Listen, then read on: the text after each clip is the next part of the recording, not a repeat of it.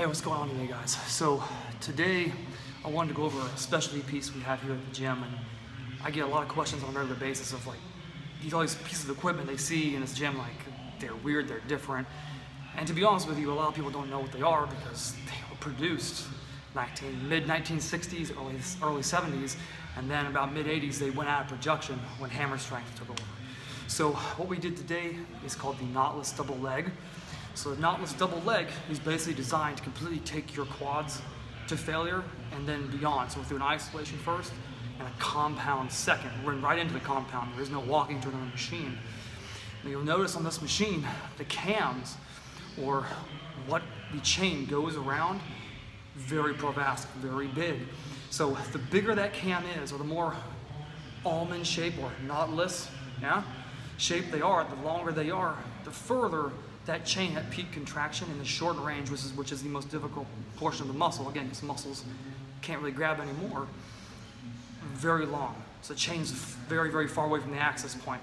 So that really increases the tension. So you'll notice in this video, I think I only have 70 or 80 pounds on the extension for 19, 20 reps. And then when I go into the horizontal leg press portion, I think I have 130, 150 pounds on there. I usually don't count the first brick, the 20-pound brick, because it doesn't get any lighter than that, so why would you count it? I don't know why people count that, but anyway, it's not here nor there. It's a whole other conversation about competition clips when you're training, like you don't count the 5-pound clips, but it's beyond me. Anyway, this machine, all right, with that very intense contraction up top, especially if you're holding up top for a slight count, and then immediately going into that press, can completely take your quads to failure and beyond. Now you'll notice when I'm doing it, I actually have two smaller pads behind my back. When it comes time to go into the press, I actually scoot forward a little bit, I drop one pad, so I can actually get a very, very deep range of motion. The early Nautilus stuff, those Gen 1, chain driven, or even plate drive and pullover and plate drive pieces, were designed for people 240, 250, which at that point, in the 60s and 70s, that's a fucking mammoth. That's like Casey Viator, that's Arnold Schwarzenegger. It's a wide clavicle person, long-limbed person. So you got to edit things around to make sure they can work for you. You'll notice as that video goes, at some point the camera does drop. I have not secured this machine down. This machine weighs close to a ton. When it moves, whether or not it's greased or not, there is a lot of vibration going on. And that actually caused the camera to go down at some point. So it's a very heavy machine. You feel it immediately when you go into the press. I've had IFBB pro bodybuilders who, again, 250, 260, 100, 250, 250 pounds. They go into that press. They come, first thing they tell me is like, who the hell is doing the whole stack after doing an extension? I'm like, I don't know. I've never seen it done. Has it been done? Oh, I'm sure it has, but I've never seen it done. If you ever get a chance to use this machine, I 100% think you should at least try it. This is not the end-all be-all. I'm not saying this replaces the back squat. It does not in any way, shape, or form. The back squat to me is still the king exercise. Depending on I'm talking about a box, safety squat, giant camber, spider bar, bow bar, even straight bar, I think it's still the king. If you're thinking about like bodybuilding, it's a mass builder. If you're thinking about strength, it is just all around one of the kings. Absolutely. That's why there's squat, bench, and deadlift. So definitely worth your time. I would say if you're taking it to failure like I did each time, that's all I did for my leg session. We're talking about like quadricep, my extension, that's all I did. I did hammies after that. I did reverse hypers, I did some glute isolation, some banded glute isolation, that's it. So that's just all auxiliaries leading into your squat and your conventional even sumo pull. That's all I did. After about the third rep in the press, I couldn't hear anymore. Like your blood pressure will get so high, especially if you are used to using heavy poundages, West Side Barbell-esque, how I've trained for almost 10 years. Your left ventricle is so strong, it's gonna pump so much, you're gonna start losing hearing.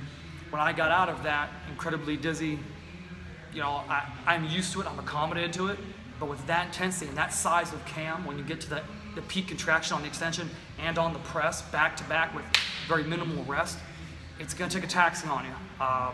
Almost fell down twice. Took my headphones off, had to flop down onto a hammer piece I have next to it. Had to sit for a second. So go into that when you see it and you get to use it, go into it prepared. it's going to be extremely rough if you take it to that level, which it was designed to take to in a safe way. The horizontal leg press, for those of you who don't know, it's very, very similar to the hammer strength horizontal leg press. So Arthur Jones's son, Gary Jones, created a system called leverage. Leverage, in about 2-3 years, changed into hammer strength.